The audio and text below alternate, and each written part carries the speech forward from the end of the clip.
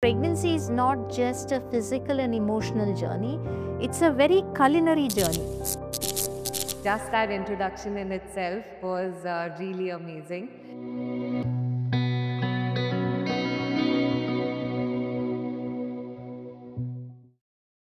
Hello, and welcome to this episode of Birth Vibes by Birthright, where pregnancy wellness is going to meet indulgence. I am Dr. Pranati Reddy. I am an obstetrician based in Hyderabad, Birthright. At Birthright, we take care of this beautiful journey of pregnancy and childbirth. And as everyone is aware, food and cravings play a big role in this journey. And to that effect, my guest today is an artisanal chocolatier, Nikita Umesh, based right here in Hyderabad. And Nikita is not just an artisanal chocolatier, she has an impressive resume. She's a judge on a food show and a TEDx speaker. And you must be wondering what an obstetrician is doing with a chocolate maker, because on the face of it, it seems like they're mutually exclusive, pregnancy and chocolate. But if you look at it, their journeys are very similar. They start very small, very tiny, a cell in the case of pregnancy and a bean in the case of chocolate. And then they transform into something wondrous and deeply satisfying.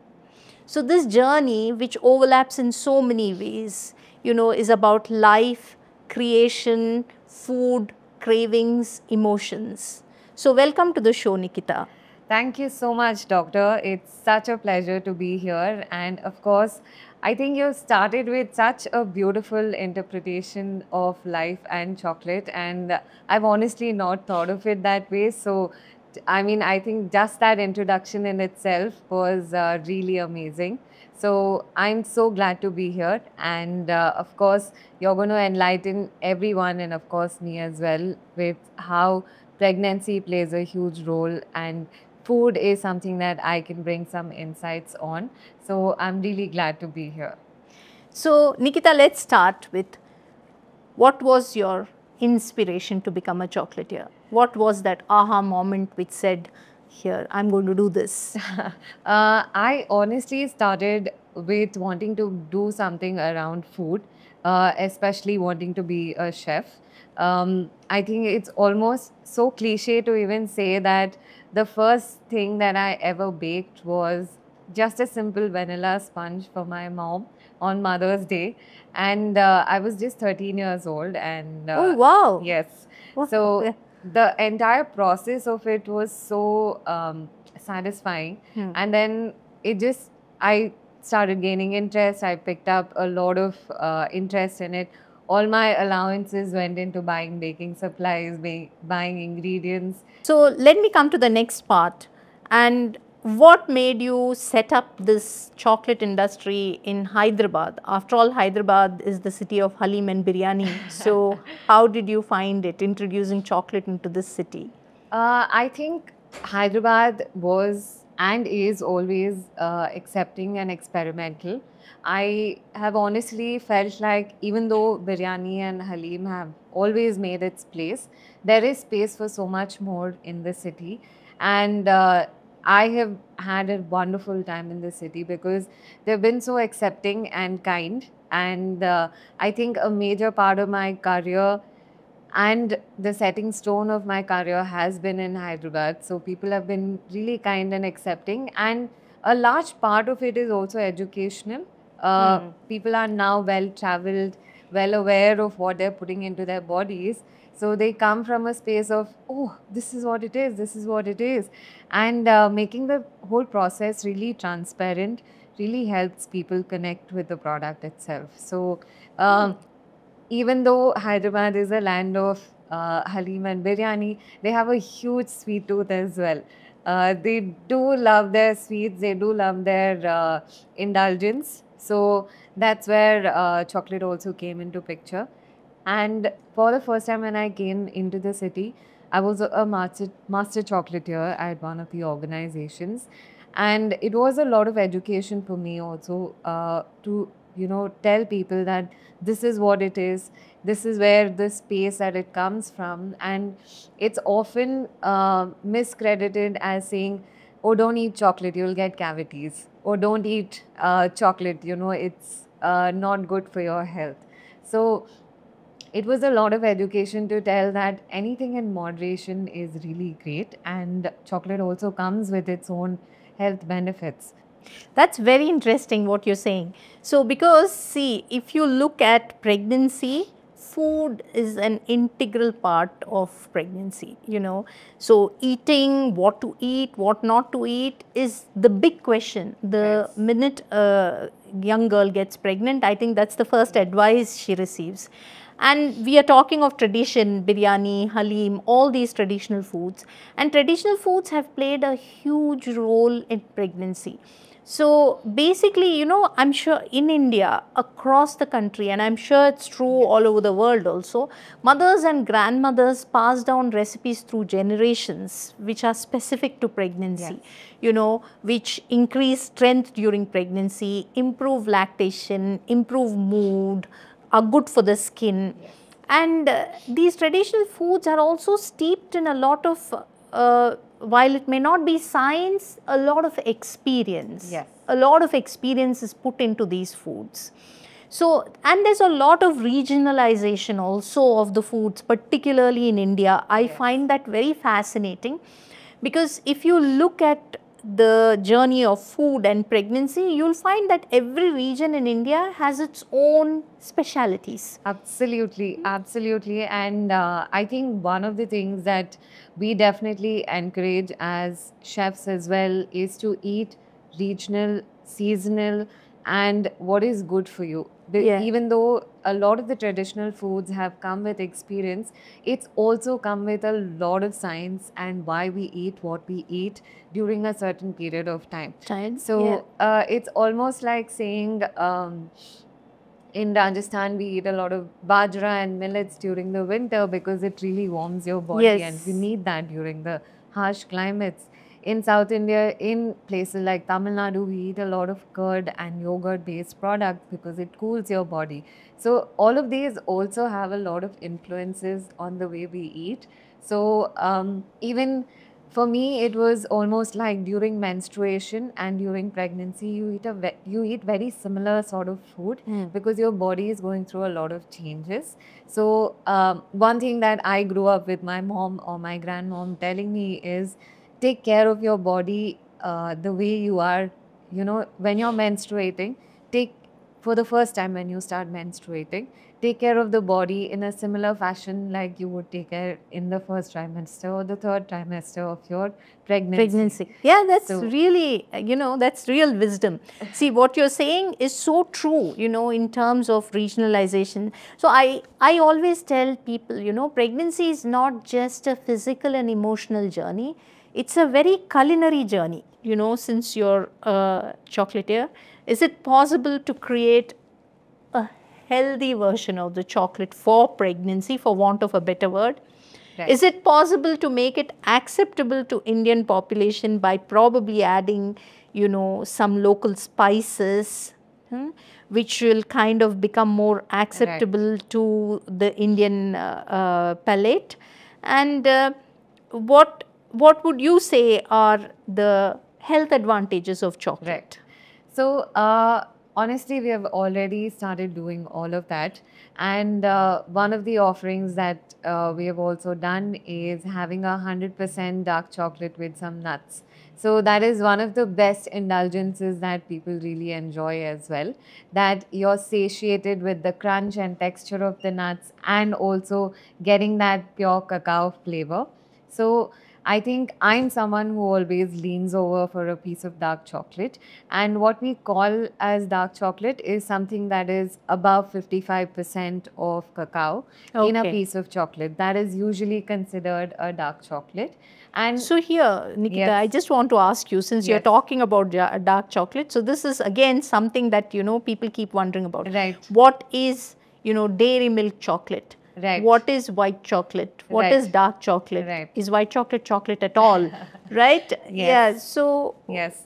So if I have to very, very simply put it, like I said, chocolate has 5 ingredients, which is your cacao butter, which is the fat that we spoke about. cacao solids, which is what gives it the brown color of the chocolate. Then you have some sugars. You have a little bit of emulsifier because you're dealing with so much of fat. And then usually a flavor like vanilla. Okay. And or if that's not there, that's usually not there in dark chocolate.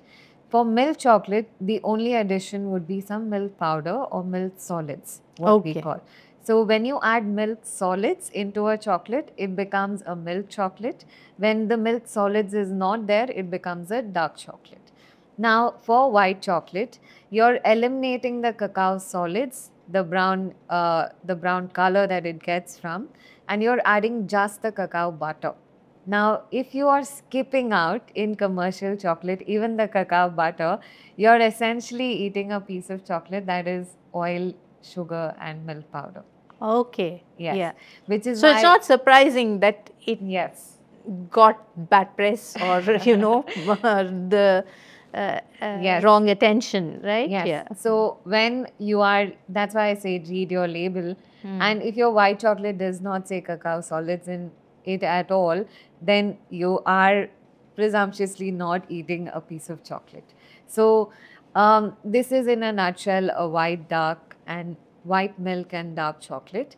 Now, usually for vegans or people who are not really tolerant to milk, they prefer dark chocolate.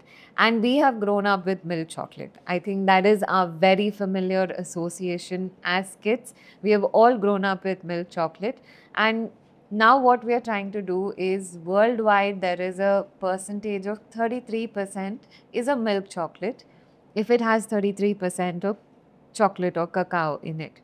What we are trying to do is we are making it 45%, we're making it 46%, we're making it 48%, saying that, hey, you've grown up with this is your interpretation, but let's push those boundaries a little bit. It can still be a milk chocolate, but with higher cacao percentages, so that you are enjoying more of the cacao and less of the sugars. So that's why we come in as chefs as also being very aware and pushing this movement of eat better, eat local, eat regional, eat seasonal.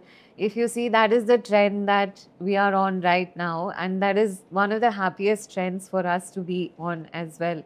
To be able to say that and bring that diktat and say that India has always grown millets, for instance, and let's make it cool again. Yes. Let's make it innovative. Let's make it something that you want to go back to, because we've primarily largely grown millets over rice or any other quinoas of the world. So we are bringing those moments back and saying, let's make this cool, let's make it appealing, let's make it better, because I as a chef am conscious about what I eat. So I want to give people be conscious about what I give people as well, what I feed people as well.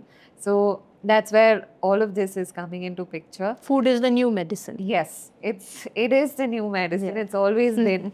So now coming back to chocolate, it's got considerable amounts of antioxidants, and when you process it the right way, you are keeping the nutritional value of the chocolate intact, which is why we are being mindful also about how we make chocolate and how we consume it. So it's got considerable amounts of iron, magnesium, all of this.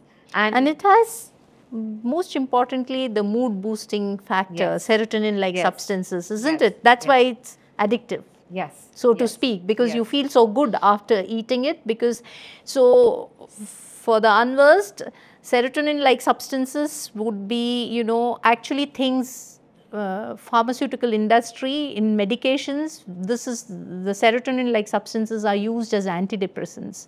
So this is present naturally in chocolate, and it really boosts mood and makes you feel good.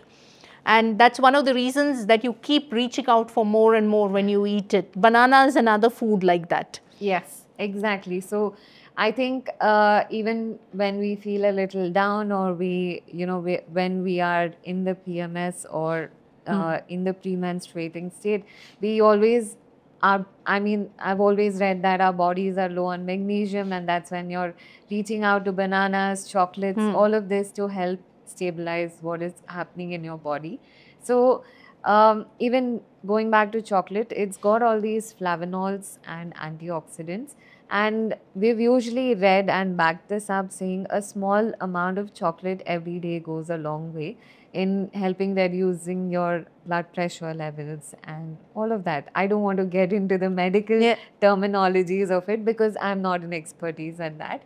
But having said that, anything in moderation, like you said, doctor, is really good for you. And of course, dark chocolate has gotten its credit of being the healthier chocolate, but even milk chocolate can be good for you if you have it in moderation. So I would suggest that if you are indulging, probably 10 to 15 grams of chocolate per day is more than enough for you to feel satiated and say that I've curbed my craving and also been mindful about what I'm eating. Thank you for this delicious conversation, Nikita, and for giving us a peek into the world of chocolate. As a doctor and as an obstetrician, all I can say is that cravings are very natural, and when enjoyed mindfully, a bite of chocolate can be both a pleasure and wellness on a plate. So I think go ahead and enjoy it mindfully. To our listeners who have joined us from Hyderabad and beyond, thank you very much. And if you like this episode, please share it with a friend who likes chocolate or an expectant mother so that she can have a small guilt free indulgence.